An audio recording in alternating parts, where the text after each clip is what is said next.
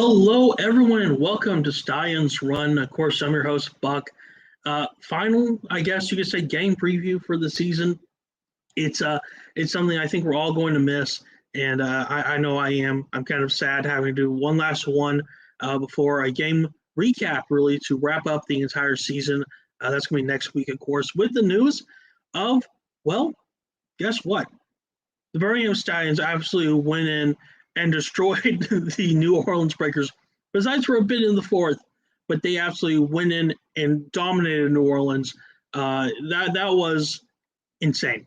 I, for one, if you go back and listen to last week's show, I was predicting a fairly close game. I thought this was going to be a nail biter. I thought it was going to be like, okay, this can be anyone's game. I, I was concerned. I had genuine concern, and you could probably tell when I said multiple times, look, there's a chance next week, guys. Next week's going to be the final episode for the season, and lo and behold, here we are. So very exciting to be able to be here and talk about the US. I nearly said SU, USFL championship. Of course, the Birmingham Stallions will be playing the Pittsburgh Maulers in the championship. This, of course, going to be a Week 4 rematch. That was a very close game between Pittsburgh and Birmingham. That was a very defensive game, and that was when Pittsburgh's defense absolutely showed out to try and stop the Stallions. It was a close game.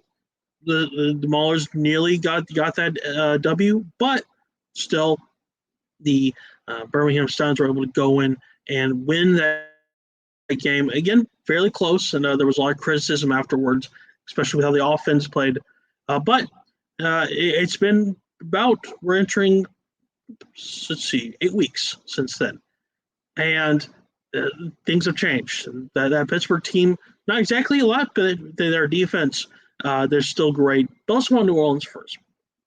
Going to the game, very windy. That was something I noted the moment I entered the stadium, because you go in and the flags. I took a video of it. I posted on the Buckham USFL account. Be sure to go follow.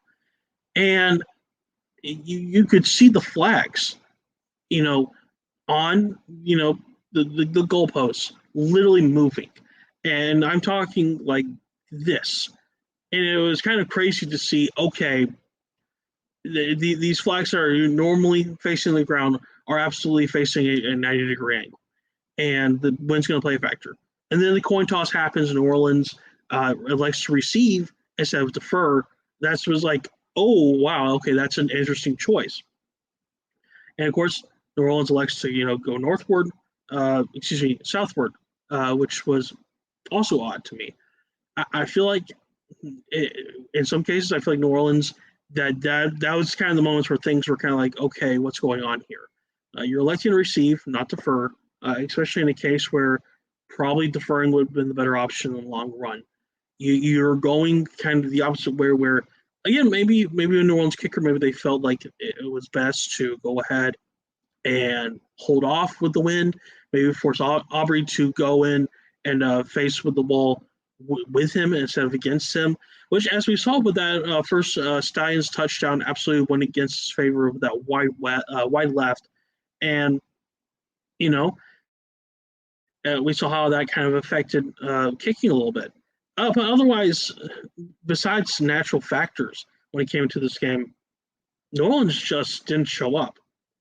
Besides, again, for a little bit in the fourth and for a bit in the first. I mean, you had 2 plays into the first, and then Brian Allen gets that interception, and Birmingham is able to go down a little bit. Can't go any farther. Makes it a field goal. It's a 3-0 game. New Orleans gets a touchdown.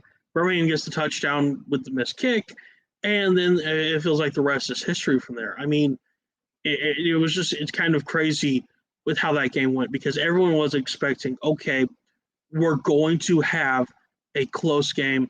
And besides for a few moments in the first, it felt like the opposite. It felt like Birmingham was just in control the entire time, and that's what happened.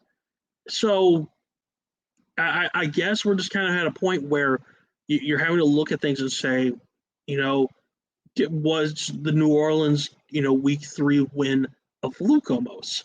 And I won't say that with disdain because New Orleans absolutely went in and they destroyed Birmingham. But you go back and you look at Week 6 and you look at this playoff game. It's like these are two extremely different teams compared to that Week 3 game.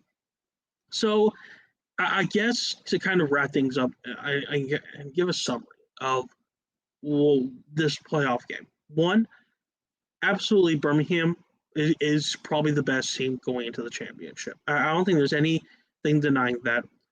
Magoo is the MVP. Make MVP, that's happening.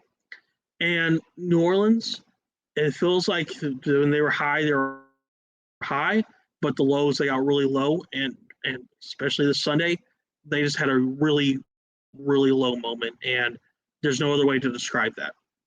So, yeah, maybe next year New Orleans, maybe you'll finally get more than one win over Birmingham.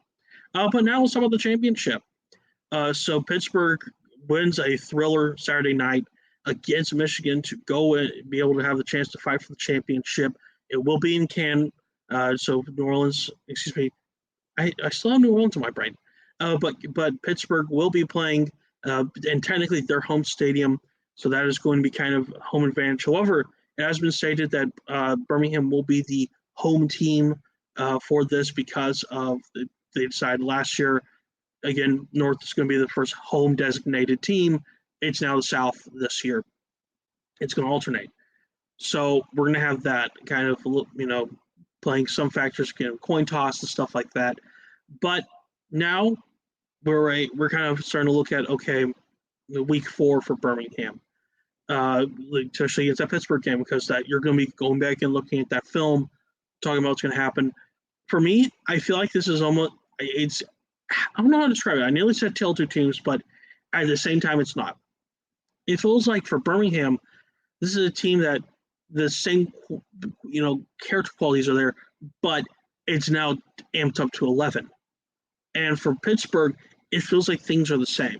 It still feels like, okay, we have Troy Williams, we have Andre London, we get them out there, we do our thing, we let our defense, kind of toe the line for us. And I feel like that's kind of going to be a thing where you have probably the league's best defense against the league's best offense, immovable object, and then speeding object, what's going to happen. So I think that's kind of the question for Birmingham fans and for me especially. From my guess, looking at everything, I'm going to say this. I think it's 100% going to be a Birmingham victory, but I think it's going to be a repeat of week 4 where we're probably going to see a Birmingham offense that's not going to be at 100% because of that Pittsburgh defense.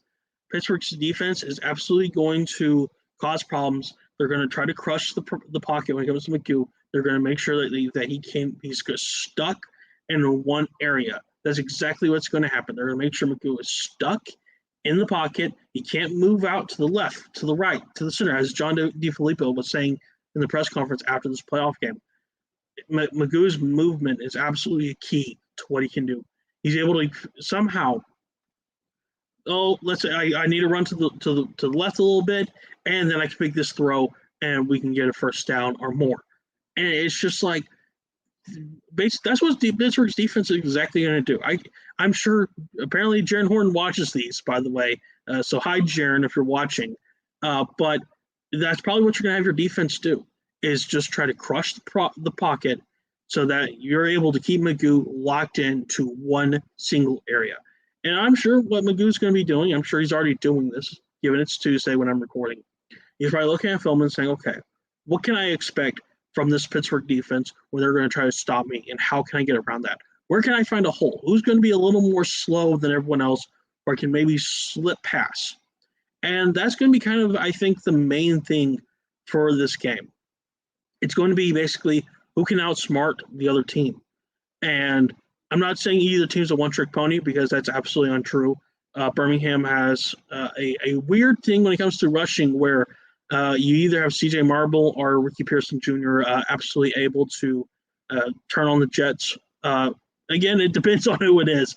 But you have someone who can turn on the Jets, and you have Jace, you have Kane, you have Petaway, you have Moss, I mean, I can list all kinds of receivers, and I list mostly tight ends. Again, something Pittsburgh's probably looking at and saying, okay, we need to stop the tight ends. So right now, yeah, unless something happens in between, I'm going with the Birmingham Stallions win. However, it's going to be close. I am predicting a very similar score to week 4. I'm saying 27-20. I think it's going to be a chippy game. I think these are two teams that want to prove something, especially Pittsburgh, with how things, when last year, now you're in the championship, you get to prove a point. So I got to go with that. But all that said, I want to say thank you for tuning in and for listening to this. It's an absolute pleasure being able to do this. I'm sad.